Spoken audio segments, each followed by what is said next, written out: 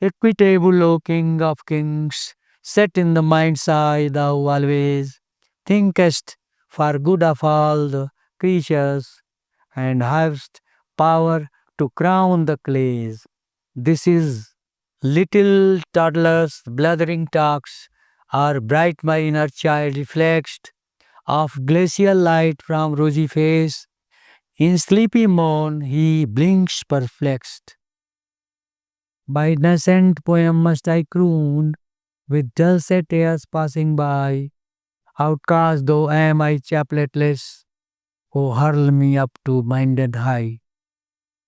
Pusillanimous soul here pour, made off with all my darings flee. From acceptance of sinfulness, O thou do grant that I may see. हे निष्पक्ष एवं राजाओं के भी राजा, आप मन की आंखों में अवस्थित होकर समस्त सृष्टि के कल्याण के लिए सोचते हैं और निम्नतम को भी उच्चतम बना देने की शक्ति रखते हैं। मेरी बातें एक ठुमक कर चलने वाले बच्चे की तोतली आवाज है या मेरे अंतर्मन के बच्चे की स्वप्निल प्रभात में गुलाबी चेहरे वाली शीतल प्रकाशमय छवि की आकुलतापूर्ण दृक्षेप है। अपने पास से होकर गुजरने वाली आनंददायक पवन के साथ मुझे अपनी अपरिपक्व कविता को मीठे स्वर में अवश्य गुनगुनाना चाहिए। यद्यपि मैं असम्मानित और परित्यक्त हूँ, किंतु हे ईश्वर, आप मुझे उन्नत विचार वालों की श्रेणी में प्रक्षेपित कर दीजिए। मेरा कायर मन किस कारण से अपने खोजी साहस को चुराकर अपने पापमयता की स्वीकार्यता से दूर भाग रहा है।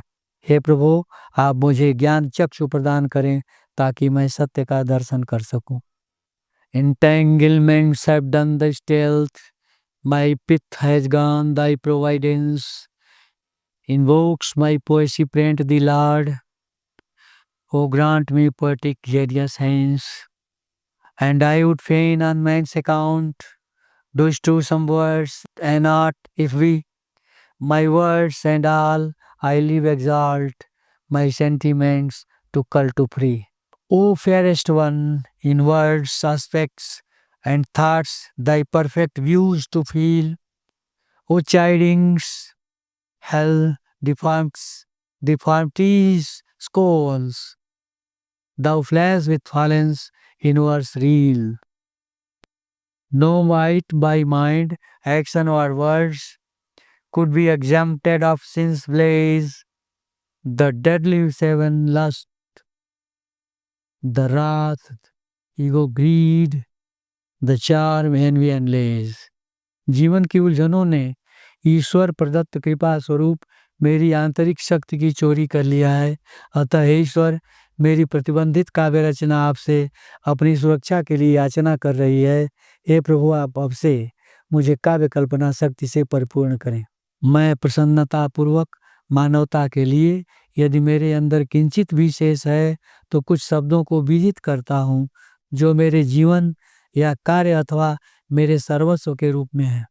हे प्रभु, मुझे अपनी स्वतंत्रता को चुनने के लिए मेरी भावनाओं को उन्नत करें।